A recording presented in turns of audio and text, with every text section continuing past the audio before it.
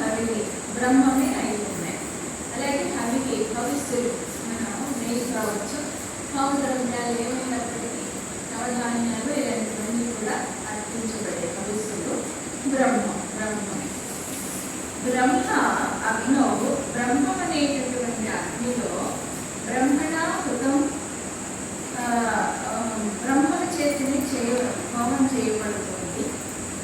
బ్రహ్మ కర్మ సమాధిగా అలా బ్రహ్మ కర్మలో స్థిరబుద్ధి కలిగినటువంటి తేన ఆ బ్రహ్మనిష్ఠుడికి గంతవ్యం బ్రహ్మయేవ, చేరుకోవాల్సిన గమ్యం కూడా బ్రహ్మమే. అంటే మనం నిత్య జీవితంలో మన జీవితమే ఒక యజ్ఞము. ఆ యజ్ఞ భావనతో మనం అక్కడ హోమంలో ఎలాగైతే పవిత్రమైన భావనతో నెయ్యి, నవధాన్యాలు, సవిధలు, స్వాహ అంటూ అర్పిస్తూ ఉంటామో అలాగే మన శరీరం కూడా ఒక హోమకుండం. ఆ హోమకుండంలో నిద్ర లేచిన దగ్గర నుండి నిద్రపోయేంత వరకు ఆహుతులు అర్పిస్తూనే ఉంటాం. ఎలాగా?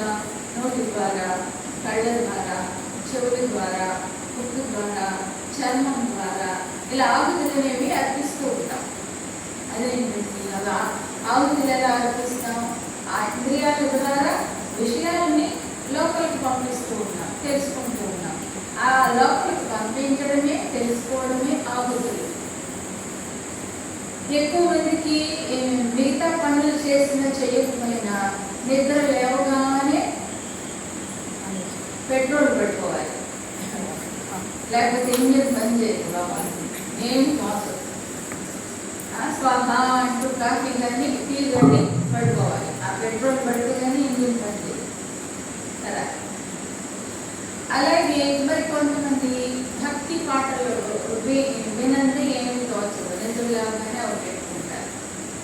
స్వాహ అవి కూడా ఆహుతే, చెవుల ద్వారా ఆహుతుల శబ్దాన్ని, మంచి శబ్దాన్ని పంపుతారు. అలాగే కొంతమందికి టీవీ చూస్తూ కొన్ని అంటే చూడటం అంటే కంటి ద్వారా ఆ దృశ్యాలని ఆహుతులుగా అర్పిస్తూ స్వాహ. లేదా పేపర్ చదివే అలవాటు ఉన్నవాళ్ళు అవి చూస్తూ అవి మనసులోకి ఆ విషయాలన్నింటినీ కూడా స్వాహ అంటూ లోపలికి ఎక్కించుకుంటారు. స్నానం చేసేటప్పుడు ఈ చర్మానికి స్పర్శలు, స్నానం చేస్తేనే దానికి హాయిగా అనిపిస్తుంది, అది దానికి ఆహుతి.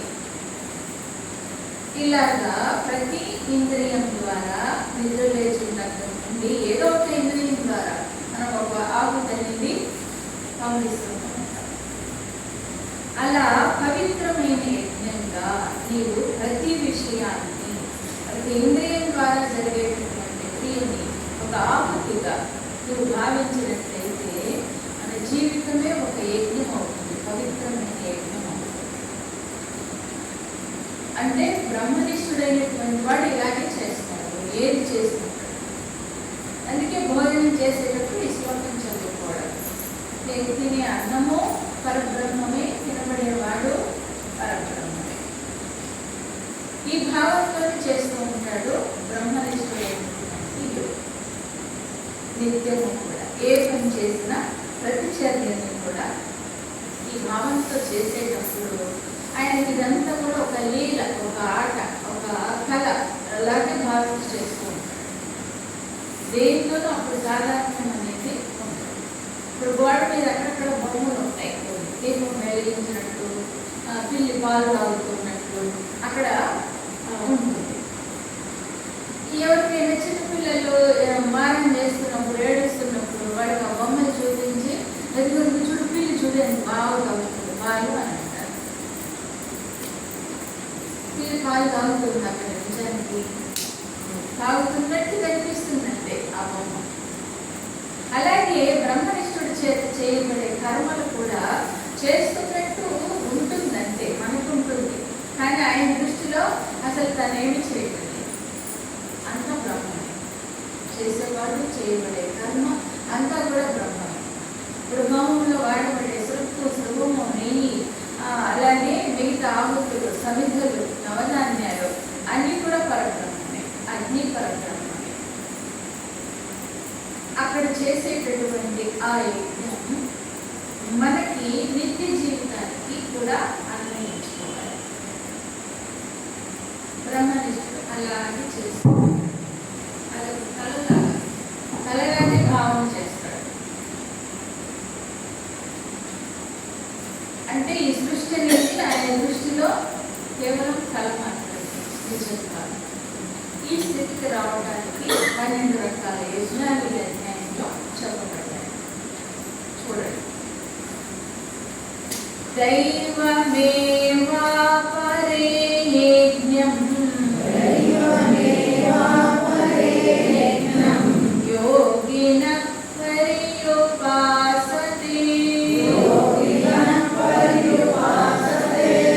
బ్రహ్మాజ్ఞావ పరే యజ్ఞం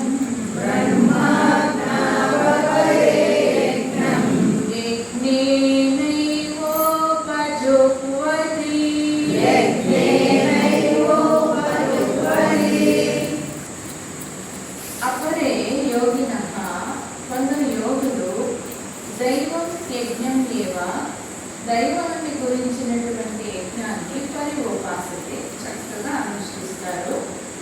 అపరే మరికొందరు యజ్ఞం ఏవ, ఈ యజ్ఞం చేతనే బ్రహ్మ అగ్నో, బ్రహ్మం అనేటటువంటి అగ్నిలో అంటే ఆత్మలో యజ్ఞం ఉపచూపతి, ఈ జీవభావాన్ని ఆహుతిగా అర్పిస్తారు. అంటే ఇక్కడ 2 రకాలైన యజ్ఞాల గురించి సూచించారు. కొంతమంది సాధకులు ఈ అంతా బ్రహ్మమే అని తెలుసుకోవడానికి నిరంతరము ఏదో ఒక సాధన ఎన్నుకొని చేస్తూ ఉంటారు. ఆ సాధనలో ఒకటి దైవయజ్ఞం. దైవయజ్ఞం అంటే దేవతారాధన.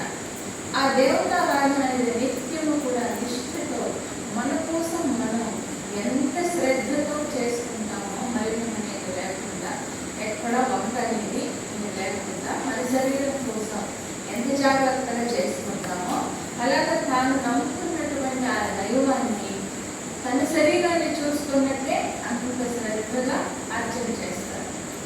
ఇప్పుడు పీఠాధిపతులు వీళ్ళందరూ కూడా గంటలే చేస్తూ ఉంటారు.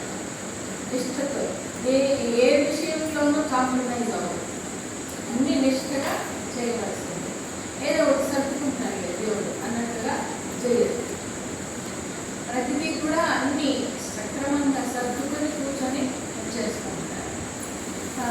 అక్కడ తమిళనాడులో ఆ దైవయజ్ఞం అంటే కంచిలో గరుడ సేవ అనేది నవ్వుతో నవ్వునిస్తుంది అన్నట్లుగా వాళ్ళు చేస్తూ ఉంటారు. ఆ గరుడ సేవ శివ కంచి నుండి విష్ణు కంచికి వెళ్తారు. ఆ వెళ్ళేటటువంటి ఆ దారిలో అంటే వరదరాజస్వామి దేవాలయానికి వెళ్తారు. శివ కంచి నుండి విష్ణు కంచి అలా ఉదయం 4 గంటలకు మొదలుపెట్టి ఘంటానాదం చేసుకుంటూ గరుడ సేవ చేయడం కోసమని, అంటే ఉదయం 4 గంటలు మొదలు పెడితే అది 10 గంటలు అవుతుందట అక్కడికి వెళ్ళేటప్పుడు. అన్ని గంటల పాటు 6-7 గంటల పాటు నడుస్తూ చక్కగా తాళాలు వేసుకుంటూ తీసుకువెళ్తారు ఆ వాహనాన్ని. అదే నిష్ఠ అన్నమాట. కాంప్రమైజ్ అవ్వకుండా చేయవలసిన చేస్తూ చక్కగా శ్రద్ధతో భక్తితో భగవంతుని స్మరణ చేసుకుంటూ అక్కడికి వెళ్తారు.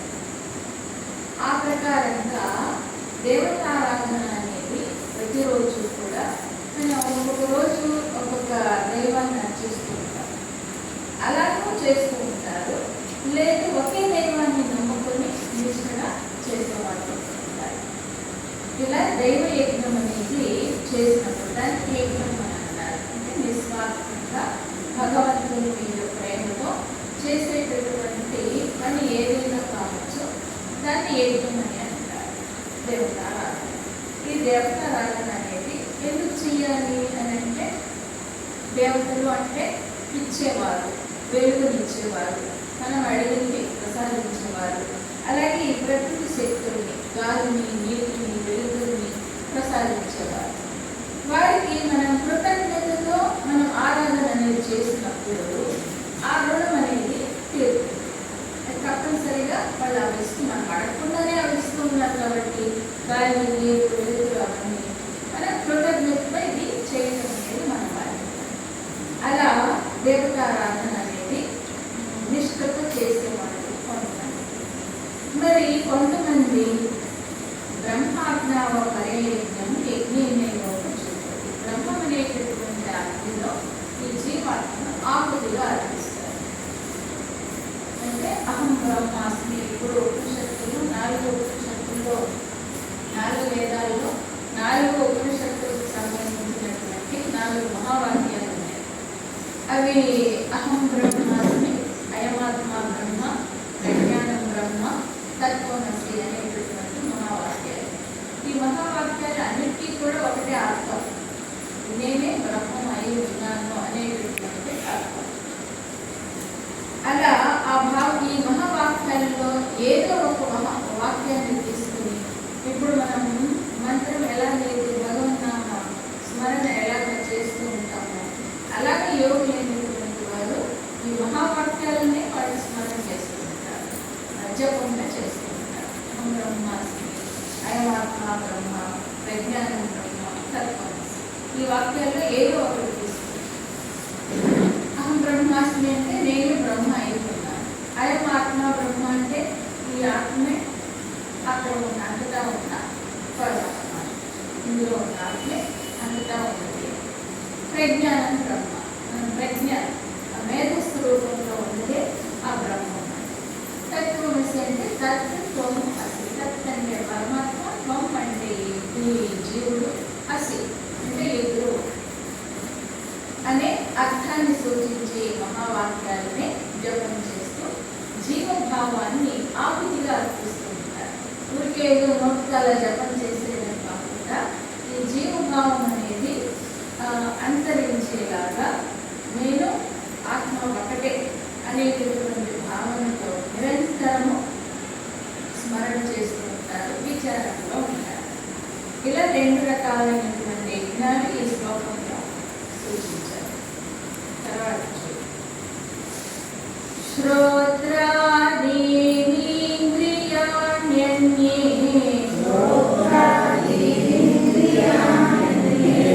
సంయమాగ్నిషు జుహ్వతి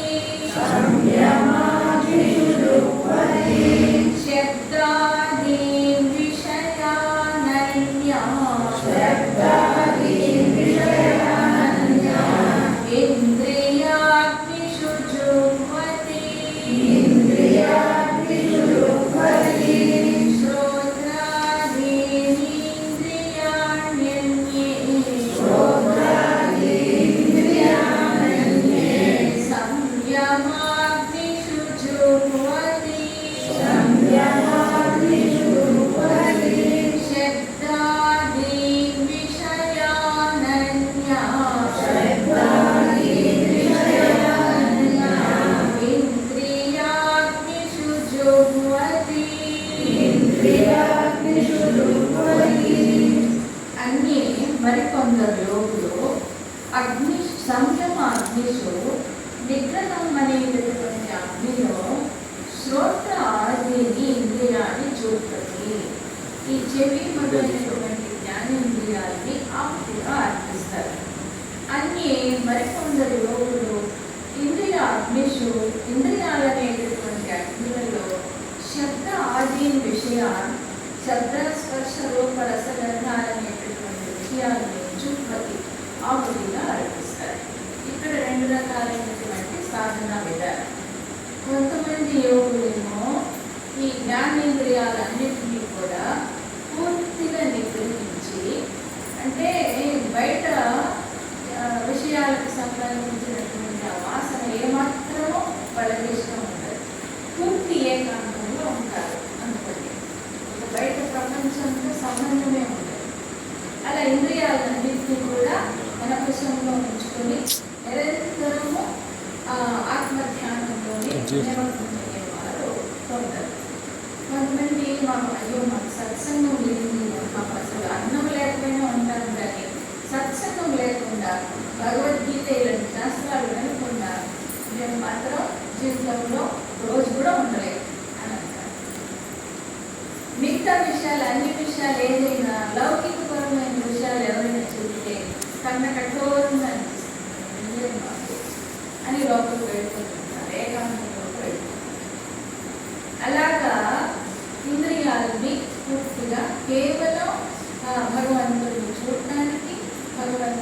విషయాలు వినడానికి, ఆ భగవంతుడి పరమైనటువంటి కర్మలు చేయటానికి, ధార్మికమైన పరమైన పనులు చేయటానికి ఉపయోగిస్తారు ఇంద్రియాలు. అలా ఏకాగ్రతతో భగవంతుని మీద ధ్యాసం నేర్పేవారు కొందరు.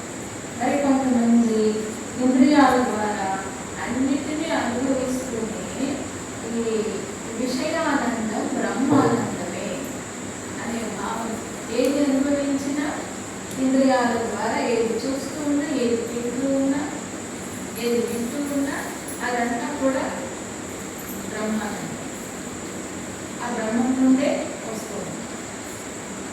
ఇటువంటి శబ్దాలు అనేది చూడండి, ఉదయం అవుతుంది, పక్షులు ఎట్లా రావాలి, ఎంత బాగుంటాయో వినడానికి ఆ శబ్దాలు వింటూ ఉంటాయి. అదంతా ఎవరైనా మానవులు ఎవరైనా పెట్టింది ఆ రాగాలని, ఆ పలుకులు, ఆ మాటలని, అదంతా భగవంతుడు పెట్టినటువంటి శబ్దాలే. కాబట్టి ఇలా ఈ ప్రకారంగా ఏది వింటూ ఉన్నా దాని వెనుక భగవంతుడే గుర్తుకొస్తాడు. ఏది చూస్తూ ఉన్నా ఆ భగవంతుడే గుర్తుకొస్తాడు. చూడండి, గులాబీ పూలు చూస్తున్నప్పుడు ఎంత అందంగా ఉన్నాయో, ఎంత బాగున్నాయో అనిపిస్తుంది. కానీ చెట్లతో ముళ్ళే, అమ్మలతో కూడిన చెట్టులో నుండి అంత అందమైనటువంటి పూలని సృష్టించిన భగవంతుడు ఇంకెంత అందమైన వాడు అని యోగులైన వారు చూస్తారు. అదే సామాన్యుడు ఎవరు చూడలేదు కదా, ఆసనంలో పూలు పొయ్యి గోగు పెట్టేశారు, అటు ఇటు చూస్తే వేసుకుంటారు. సామాన్యులు చేసే పని అది. కానీ యోగి అయినటువంటి వాడికి ధ్యాసంతా కూడా ఏది చూస్తూ ఉన్నా భగవంతుడి నేర్పు చూడే ఎంతగా ఉందో, ఎంత చక్కగా ఉందో. ఆయనతో పోలిస్తే మనం ఆలోచించినంత తెలివి కూడా లేదు. ఇలాగా ఏది వింటున్నా, ఏది చూస్తున్నా, తన చేతిలోకి ఏది వచ్చినా భగవంతుని అద్భుతమైన సృష్టి వారికి గుర్తొస్తుంది. భగవంతుని నేర్పడతాన్ని గుర్తొస్తుంది. ఇలాగా ఇంద్రియాల ద్వారా ఏది అనుభవిస్తూ ఉన్నా అదంతా బ్రహ్మానందమే అనే భావంతో చూసేది యోగం. సర్వాణి ఇంద్రియ కర్మాణి ప్రాణ కర్మాణి చాపరే ఆత్మ సంయమ యోగాగ్నౌ జుహ్వతి జ్ఞాన దీపితే సర్వాణి ఇంద్రియ కర్మాణి ప్రాణ కర్మాణి చాపరే ఆత్మ సంయమ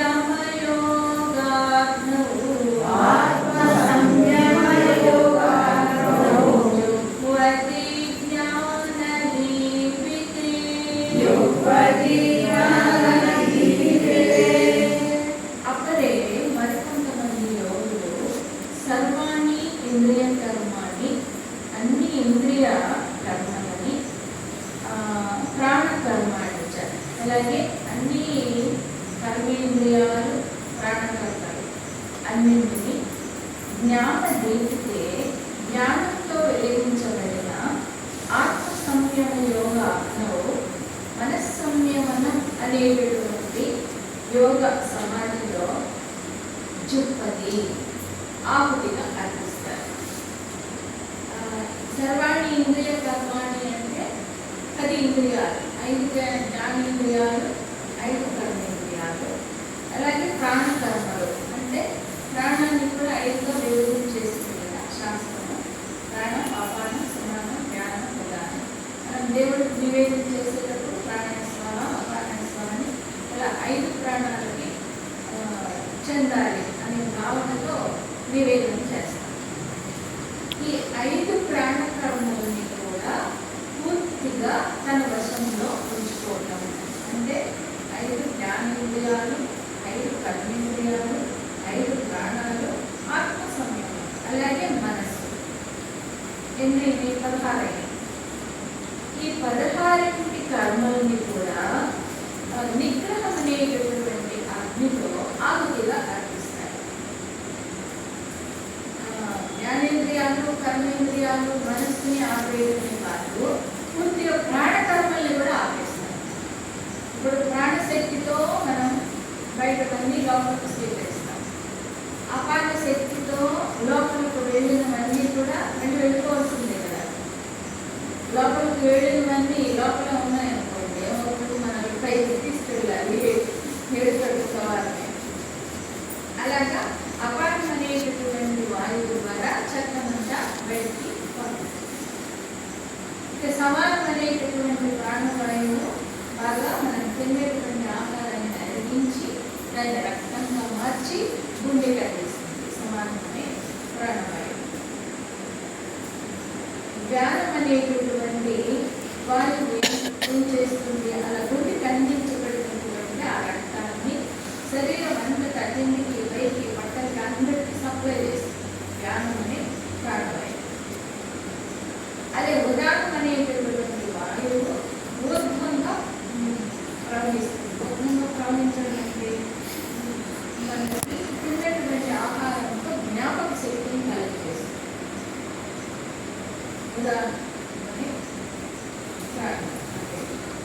అలాగా ఈ 5 కూడా 5 విధాలుగా పనిచేస్తూ ఉంటాయి. ఈ ప్రాణాలు అనేది ఈ ప్రాణకర్మలు కూడా పూర్తిగా బంధించేస్తాడు.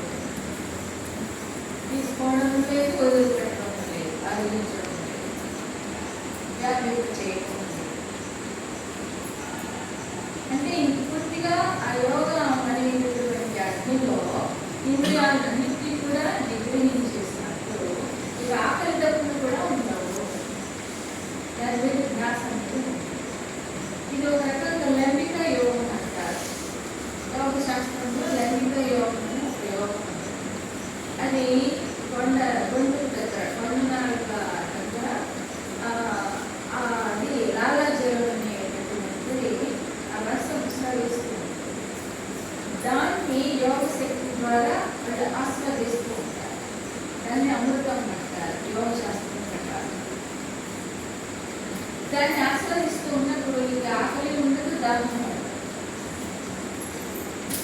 ఇలా ఈ ప్రకారంగా చేసేవాళ్ళు వాళ్ళు. ఏ కాదు అది బంధించేసినంతసేపు దాన్ని వాడికి ఏవి ఇంద్రియాల ద్వారా లోపల బయట విషయాలు ఏవి కూడా లోపలికి వెళ్ళడానికి ఉంటాయి. ఆ యోగంలో నిలబడుతుంది. బహిర్ముఖం అయినప్పుడే అకాగ్రత అనేది జరుగుతుంది. ఇలా చేసేవారు కొంతమంది. తర్వాత చూడండి, ద్రవ్యే యజ్ఞాస్తపో యజ్ఞాః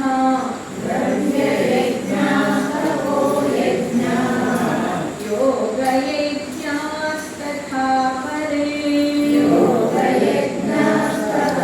పరే స్వాధ్యాయ జ్ఞాన యజ్ఞాశ్చ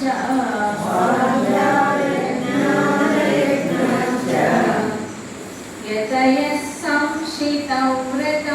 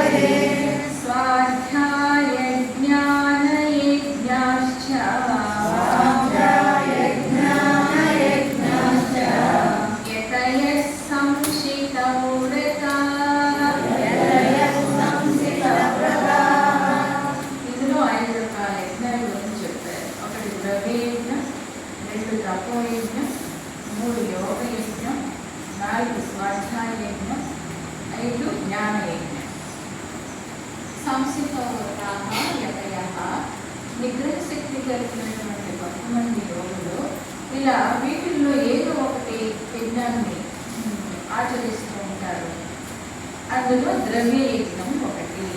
ద్రవ్య యజ్ఞం అంటే తమకు ఉన్నటువంటి ధనాన్ని దైవ కార్యాలకి, ధార్మిక కార్యాలకి ఉపయోగిస్తూ మేము చేసేటటువంటి ఈ దానమే మమ్మల్ని తరింపు చేయాలి అనే భావంతో తమకున్న సర్వాంశాన్ని కూడా త్యాగం చేసేవారు కొంటున్నారు. పూర్వ రోజుల్లో రాజులు చివరి సమయంలో అరణ్యాలకి తపస్సుకు వెళ్ళిపోవాలనుకున్న సమయంలో విశ్వజిత్ యాగాలను చేసేవారట. విశ్వజిత్ యాగం అంటే మొత్తం ఉన్నదంతా కూడా ఎవరెవరు వచ్చి ఏది అడుగుతుంటారో అదంతా సర్వము దానం చేసేస్తారు. చేసేసి తపోవనాలకు వెళ్ళిపోతారు ధరించడం. అలాగా చేసేవారు కొంతమంది. కొంత అన్నదానం కావచ్చు, వస్త్రదానం కావచ్చు, ఎండాకాలం వచ్చినప్పుడు నీటి దానం అనేది చేస్తూ ఉంటారు, మజ్జిగ దానం చేస్తూ ఉంటారు.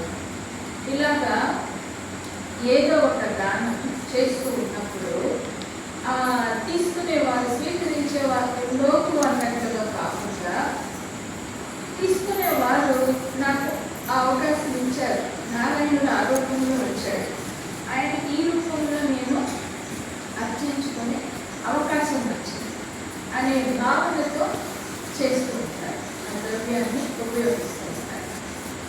అలా చేయకపోతే, ధనం ఉండి కూడా చేయకపోతే, ధనానికి 3 దారులని వేమన యోగి వేమన పద్యాలు తెలియజేస్తారు కదా.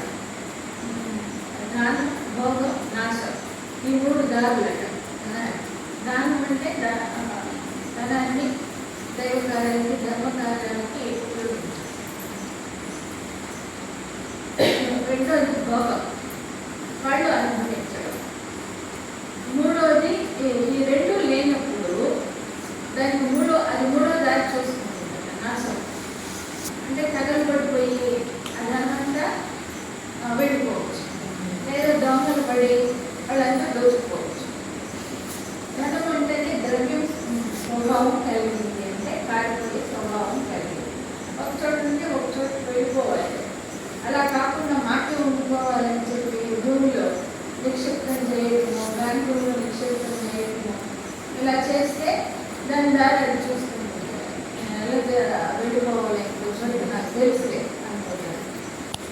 దొంగలైనా పడి దోచుకోవచ్చు, హాస్పిటల్స్నైనా ఖర్చు అయిపోవచ్చు, లేదు అంటే ఇన్కమ్ ట్యాక్స్ వాళ్ళు వచ్చి పడవచ్చు. ఏదో రూపంలో అలా ఖర్చు అయిపోతూ ఉంటుంది. కాబట్టి ఇది తెలిసినటువంటి యోగులు సక్రమమైన మార్గంలో దాన్ని ధనాన్ని ఉపయోగిస్తారు. అది కూడా ఒక యోగంగా మార్చుకుంటారు. కొంతమంది తపో యజ్ఞ, శరీరాన్ని శుష్కింపు చేస్తూ చేసేటటువంటి యజ్ఞాలు, అది కూడా యజ్ఞమే అవుతుంది. అంటే ఈ ఏకాగ్రతతో పరిమితమైన ఆహారం తీసుకొని అలా చేసేటటువంటి సమస్య. యోగ యజ్ఞ, కొంతమంది యోగాసనాలు, ఆ యోగాసనాలు అంటే సూర్య నమస్కారాలు కావచ్చు, ఇప్పుడు మనం చేస్తూ ఉన్నటువంటి యోగాసనాలు కావచ్చు. ఇది ఒక విధిగా ధరించడానికి శరీరాన్ని పూర్తిగా తమో గుణంలో ఉన్నప్పుడు ఆ శరీరాన్ని ఒక క్రమ పద్ధతిలో వంచకపోతే అన్నమాట ఎందుకు మనసు కూడా దాన్ని బట్టే తయారవుతుంది. అందుచేత ఏంటంటే అలాంటి స్థితిలో యోగాసనాలు అనేవి బాగా ఉపయోగపడతాయి. అటువంటి పూర్తి కొంతమంది ఏమో ఆరోగ్యం కోసం అని చేస్తూ ఉంటే, ఏకాగ్రత కోసం చేస్తూ ఉంటే, కొంతమంది తపస్సుని తమో గుణాన్ని వదిలించుకోవడం కోసమని ఈ యోగాసనాలు అనేవి చేస్తూ ఉంటారు. ఇలా ధరించడానికి కొంతమంది ఈ మార్గాన్ని ఎన్నుకుంటారు. మరి కొంతమంది స్వాధ్యాయం అంటే వేదాలను అధ్యయనం చేయటం. కొంతమంది 4 వేదాలు జీవితం అంతా కూడా 4 వేదాలని అధ్యయనం చేయడానికి ఉపయోగిస్తారు. వాళ్ళు కూడా బ్రహ్మచర్య నిష్ఠతో ఉండి మామూలుగా ఒక్కొక్క వేదం నేర్చుకోవాలంటే 12 సంవత్సరాలు పడుతుంది స్వరయుక్తంగా. అంటే వేదం చదవటం వేరు, ఈ శ్లోకాలు చదవటం వేరు. వేదాల మీద ఇలా నిలువు గీతలు, కింద అడ్డగీతలు ఉంటాయి. కిందికి పైకి పలుకుతూ అవి నేర్చుకోవాలి అంటే అవి 12 సంవత్సరాలు వేద పాఠశాల అందుకే చిన్నప్పుడే చేస్తారు. వేదం అనేది పెద్ద అయిన తర్వాత పెద్దవాళ్ళకి రాదు, 4 మందం అయిపోయిన తర్వాత వేదం రాదు. అందుకే చిన్నతనంలోనే వేద పాఠశాలలో పిల్లలు చేరుస్తారు ఆ వేదం నేర్చుకోవడానికి. అలా నేర్చుకున్నటువంటి ఆ వేదాలని నిరంతరం కొన్ని గంటలను పారాయణ చేస్తారు. అది కూడా ఒక యోగం. అలా తెలుసుకొని వేదాల అర్థం తెలుసుకొని కొన్ని గంటల పాటు ఇప్పుడు పెద్ద పెద్ద దేవాలయాల్లో శ్రీశైలం, తిరుమల ఇలాంటి వాటిలో 4 వేదాలు పురోహితులు ఉంటారు. ఒక్కొక్కరు ఒక్కొక్క చోట కూర్చొని వాళ్ళ వేదాన్ని పారాయణ చేసుకుంటారు. అంటే వాళ్ళ విధులు నిర్వర్తించడానికి వాళ్ళని అక్కడ జాబని ఇస్తూ ఉంటారు. కొంతమంది ధరించడానికి నిరంతరం ఈ వేద పారాయణ ఇంట్లో అయినా సరే చేస్తూ ఉంటారు. అలాగే ఇప్పుడు మనం భగవద్గీత పారాయణ చేస్తుంటాం, విష్ణు సహస్రనామాలు పారాయణ చేస్తుంటాం. అదే ప్రకారంగా వేదాలు కూడా స్వాధ్యాయం చేయటం. స్వాధ్యాయం అంటే మరొక అర్థం శాస్త్రాలను అధ్యయనం చేయటం కూడా. ఉపనిషత్తులు, మహాభారతం ఇలాంటి గ్రంథాలని నిరంతరము వేదాన్ని పారాయణ చేసిన తర్వాత గ్రంథాన్ని నిరంతరము అధ్యయనం చేసుకుంటారు. ఇది ఒక యోగంగా చేసుకుంటారు ధరించడానికి. మరి కొంతమంది జ్ఞానయజ్ఞాలు ఇప్పుడు చదివే విషయంలో మనం చేసేది జ్ఞానయజ్ఞాలు. అక్కడ వారం రోజులు ఒక్కొక్క అధ్యాయాన్ని మనం ఇక్కడ చెప్పుకున్నట్టుగానే ఒక్కొక్క ప్రదేశంలో ఒక్కొక్క అధ్యాయాన్ని ఎవరైతే ఆహ్వానిస్తారో ఆ చోటుకు వెళ్ళి ఒక అధ్యాయం, ఒక ఉపనిషత్తు చేయటం కూడా అది కూడా ఒక యోగంగా మార్చుకోవాలి. అంతేకాని వాళ్ళ మీద మనం చెప్పేసాము ధరింపజేసుకున్నాం అంటారు. మనకు మనం ధరించడానికి చేసేటటువంటి ఆ జ్ఞానయజ్ఞం. ఇలా ఈ ప్రకారంగా జ్ఞానయజ్ఞాలు అనేవి చేస్తూ మననంలో మనం ఈ జ్ఞానయజ్ఞం అనేది చెప్తూ వింటూ ఉన్నప్పుడు విన్నటువంటి దాన్ని మళ్ళీ మనం నెమరు వేసుకోవాలి. దాన్ని నెమరు ఆవు గడ్డి తిన్న వారి నెమరు వేసుకున్నట్టుగా విన్నటువంటి విషయాన్ని మళ్ళీ మళ్ళీ జ్ఞాపకం చేసుకోవాలి. దాన్ని నెమరు అంటారు. ఆ నెమరు వేసుకుంటే తప్ప అది నిలబడదు ఆ జ్ఞానం మాత్రం. ఆ నిలబడితే కానీ మన ఆచరణలో చూపించాలి. కాబట్టి ఇలా ఈ జ్ఞానయజ్ఞాన్ని ఒక యోగంగా చేసుకుని ధరించడానికి చేసిన వాళ్ళు తర్వాత అపానే జుహ్వతి ప్రాణం ప్రాణే పానం తథా పరే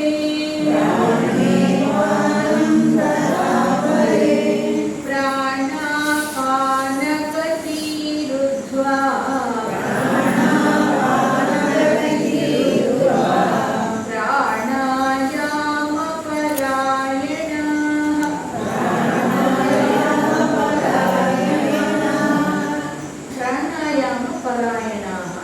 ప్రాణాయామమే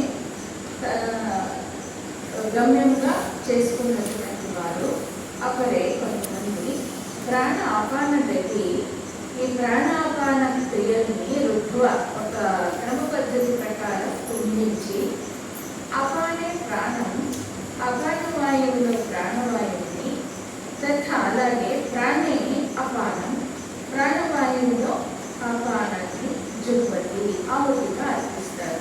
అంటే ఇది ప్రాణాయామ క్రియ. ప్రాణాన్ని అపానంలో అపానాన్ని ప్రాణంలో అంటే ఉచ్ఛ్వాస నిశ్వాసలు ఒక క్రమ పద్ధతిలో నిర్వర్తించడం అని. ఇప్పుడు కొంతమంది శ్వాస మీద ధ్యాసాన్ని ధ్యానం చేస్తుంటారు కదా, అది భగవద్గీతలో మన శాస్త్రంలో ఉన్నది. అది ఒక క్రమ పద్ధతిలో ఆ శ్వాసను గమనించడం, ప్రాణాయామం చేయటం ఇలా చేస్తూ ఉన్నప్పుడు ఆ మనసు ఎటు వెళ్ళడానికి వీలు ఏకాగ్రతతో అక్కడే నిలుచుకోవాలి. అలా మనసుని ఏకాగ్రపరచడానికి ఇది కూడా ఒక ఉపాయం. అంటే ఇది కూడా ఒక ఉపాయమే కానీ అదే లక్ష్యం కాదు. ఇప్పుడు ఉపాయాలను భగవంతుడు తెలియజేస్తారు.